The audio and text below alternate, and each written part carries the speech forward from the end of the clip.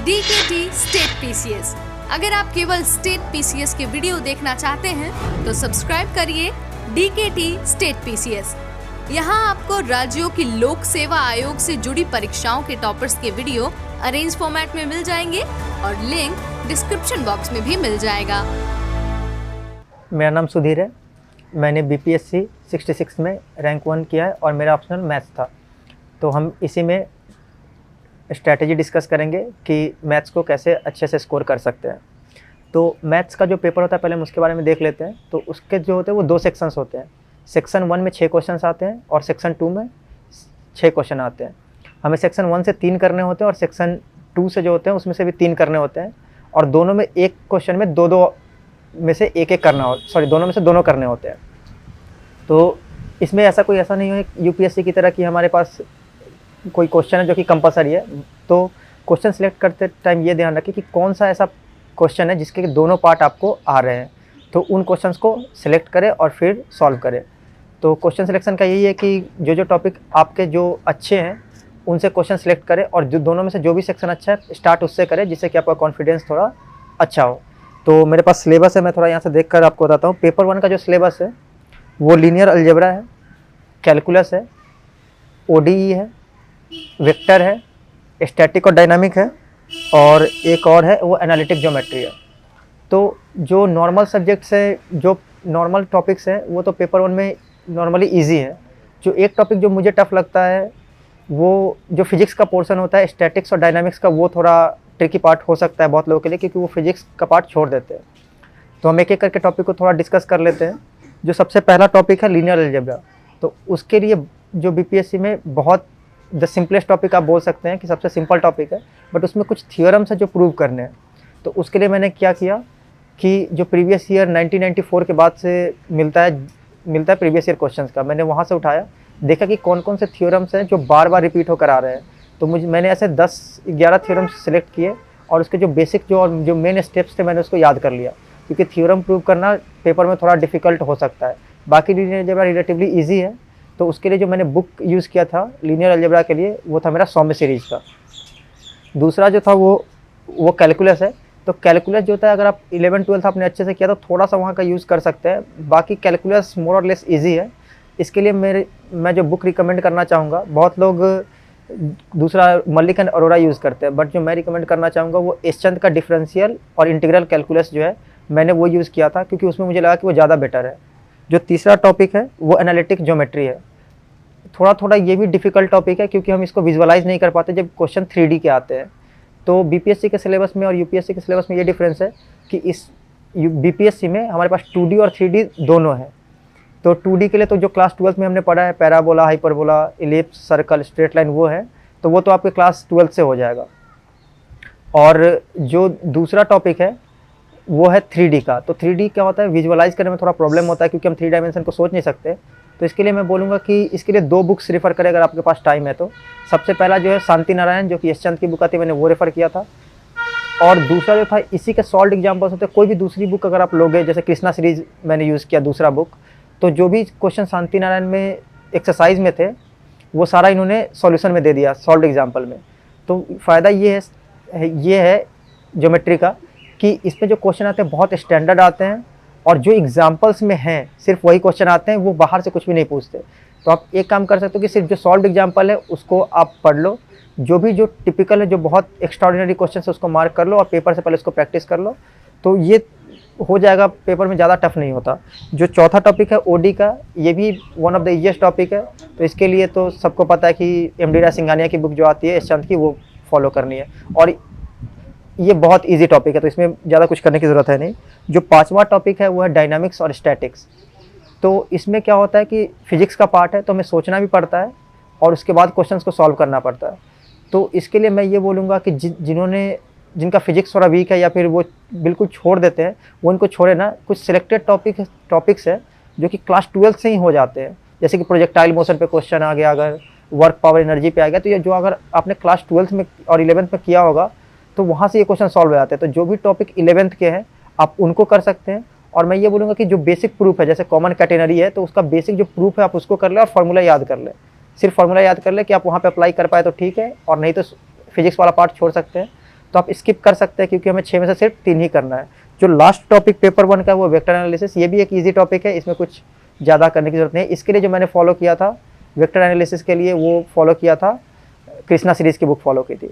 तो मोर और लेस जो सेक्शन 1 होता है वो लोगों को बहुत ईजी लगता है। तो इन बुक्स के यूज़ करके मैंने जो भी किया था वो स्टैंडर्ड बुक ही फॉलो किया था, कहीं का नोट्स नहीं यूज़ किया था, तो आप इन बुक्स को फॉलो कर सकते हो। उसके बाद जो पेपर 2 होता है उसमें सबसे पहला जो टॉपिक और सबसे जो पहला क्वेश्चन आता है वो मॉडर्न अलजेब्रा का आता है। और modern algebra the toughest topic of BPSC syllabus या फिर यूपीएससी सिलेबस जो मैथ्स ऑप्शनल का है वो सबसे टफेस्ट टॉपिक है। तो आप इसको स्किप तो बिल्कुल मत कर दो। इसको पढ़ने के लिए कम से कम आपको 1 से 1.5 महीने अलग से लगेंगे, आप अगर 3-4 घंटे देते हो तो आप क्या करो, इसमें मेरा सजेशन ये है कि बीपीएससी के लिए जो थियोरम्स है, इसके जो स्टैंडर्ड थियोरम्स है जैसे कि Lagrangian theorem, fundamental theorem of isomorphism, तो जो ग्रुप्स हैं वो रिंग से ज़्यादा इजी हैं, तो उसके 4-5 थ्योरम है जो कि बिल्कुल स्टैंडर्ड है वो कर ले। रिंग्स में भी 2-3 ही थ्योरम है जो कि बिल्कुल स्टैंडर्ड है वो कर ले, और बेसिक प्रॉपर्टीज याद रख ले। अगर वो आ गया तो ठीक, और नहीं आया तो फिर मुझे लगता है कि इस सेक्शन को आप स्किप कर सकते हो। जो मैंने बुक फॉलो की थी वो कृष्णा सीरीज़ की बुक इसके लिए फॉलो की थी, मुझे लगता है वो बहुत अच्छी बुक है। जो दूसरा टॉपिक है वो है रियल एनालिसिस का। अब रियल एनालिसिस का जो टॉपिक है वो बहुत ज़्यादा जो है हमें लेबर करने के लिए बोलता है। मतलब उसमें क्या है कि अगर आप सॉल्व करना छोड़ दोगे तो भूल जाओगे, वैसे तो ये पूरा मैथ्स के लिए, बट रियल एनालिसिस ऐसा जिसमें कन्फ्यूज़न बहुत ज़्यादा होता है।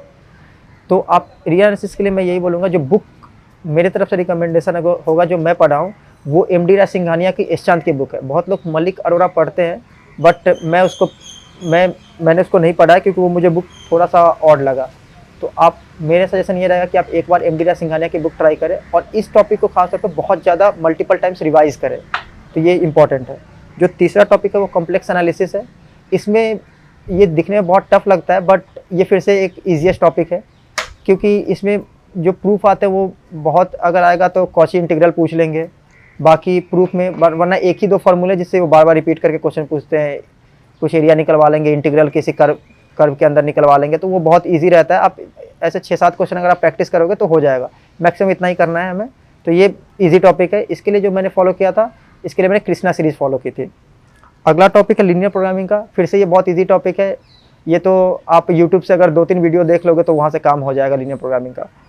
उसके बाद जो है पीडी है, तो ये फिर से पीडी में क्या है कि यूपीएससी और बीपीएससी के सिलेबस में बहुत ज़्यादा डिफरेंस है, क्योंकि बीपीएससी जो है वो सिर्फ 2 ही टॉपिक से मुझे लग रहा है कि आजकल क्वेश्चन पूछ रही है, और वो टॉपिक है एक तो लैग्रेंजन जो इक्वेशन आता है उससे, ऑक्सिलरी इक्वेशन, और दूसरा 4 पिट। उसमें भी अगर आप कुछ भी ना करें तो आप पीडी में अगर बीपीएससी के लिए 4 पिट इक्वेशन करके चले जाते हैं तो वहाँ से आपका काम हो जाएगा।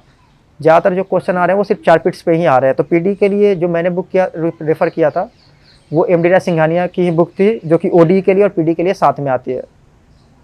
अगला जो है वो है न्यूमेरिकल एनालिसिस। न्यूमेरिकल एनालिसिस जो है वो सीधे फार्मूला बेस्ड है, इसमें ज़्यादा कुछ दिमाग लगाने के लिए नहीं है। तो हम न्यूमेरिकल एनालिसिस के लिए जो मैंने बुक किया था वो जैन और अयंगर का एक बुक आता है, वो मैंने यूज़ किया था। और जो लास्ट टॉपिक है वो मैकेनिक्स एंड फ्लूइड डायनामिक्स है, और बीपीएससी में स्टैटिक्स भी है फ्लूइड का। तो ये ज़्यादातर लोग छोड़ देते हैं क्योंकि ये फिजिक्स का फिर से एक टॉपिक है, बट मैं रिकमेंड करूँगा कि इसको पूरी तरह ना छोड़े। और अभी आप अगर 4-5 ईयर के प्रीवियस ईयर क्वेश्चन देखेंगे तो सिर्फ मोमेंट ऑफ इनर्शिया पे क्वेश्चन पूछ रहा है, तो मैं ये बोलूँगा कि आप मोमेंट ऑफ इनर्शिया कर लें। और इसके लिए जो बुक में अगर आपको पढ़ना है तो जो मैं रेफ़र करूँगा वो है कृष्णा सीरीज़ की बुक है। तो ये तो हो गई बुक लिस्ट और जो टॉपिक्स जो मेन है। अब इसको कैसे तैयार करना है वो थोड़ा देख लेते हैं। तो मैथ्स में आप ये करना है आपको कि कंसिस्टेंटली प्रैक्टिस करना है। तो अगर मान लीजिए कि आपने जीएस पढ़ा तो आपको फिर भी मैथ्स के लिए स्पेशल आपको 2-3 घंटे रोज़ देने पड़ेंगे, क्योंकि अगर आप एक बार आप मैथ्स करना छोड़ देते हैं तो फिर क्या होता है, जब आप दोबारा पढ़ने आते हैं 2-3 महीने बाद तो ऐसा लगता है कि बिल्कुल सब कुछ नया चल रहा है। तो मैथ्स का बस एक ही यही है कि आप जितनी बार प्रैक्टिस करोगे क्वेश्चंस को और प्रीवियस ईयर को सामने रखें, क्योंकि अब ऐसा देखने को मिलता है कि बीपीएससी के अगर लास्ट के 15 साल के आपने क्वेश्चन कर लिए हैं तो उसी पे वो रिपीट करती है। और मोस्टली जो प्रूफ आते हैं वो प्रीवियस ईयर के ही प्रूफ्स आते हैं और स्टैंडर्ड प्रूफ आते हैं। तो प्रूफ के लिए मैं बोलूँगा प्रीवियस ईयर आप यूज़ कर सकते हैं। उसके बाद एक ये आता है कि कॉस्ट बेनिफिट एनालिसिस क्या है। तो मैथ्स में ये कि इसका मेरिट क्या है और डिमेरिट क्या है। तो मैथ्स का मेरिट ये है कि बहुत ज़्यादा स्कोरिंग है, क्योंकि नॉर्मलाइजेशन इसमें नहीं है, जो स्केलिंग बोलते हैं वो नहीं है। और दूसरा ये है कि जब हम पढ़ते हैं तो बहुत ज़्यादा मोनोटोनिक जीएस हो जाता है। तो हम मैथ्स को थोड़ा, अगर फार्मूला याद है तो गाने चला के या फिर जो चिल टाइम होता है उसमें मैथ्स को सॉल्व कर सकते हैं थोड़ा सा, तो वहाँ पे वो क्या है, ब्रेन को मोनोटोनिसिटी को ब्रेक करने में बहुत ज़्यादा काम आता है। बट इसका नेगेटिव ये है कि अगर आपको सॉल्व हो गया तब तो बहुत अच्छे मार्क्स आएंगे, लेकिन अगर आपने सॉल्व नहीं किया तो ये बहुत लो स्कोरिंग भी होगा। मतलब इसमें ये होता है जो मिडिल वाला जो स्कोर होता है बहुत कम आपको देखने को मिलेगा, या तो बहुत अच्छे स्कोर होंगे या बहुत ख़राब होंगे, क्योंकि आपने सॉल्व किया तो बहुत अच्छे, नहीं तो बहुत नीचे स्कोर जाएगा।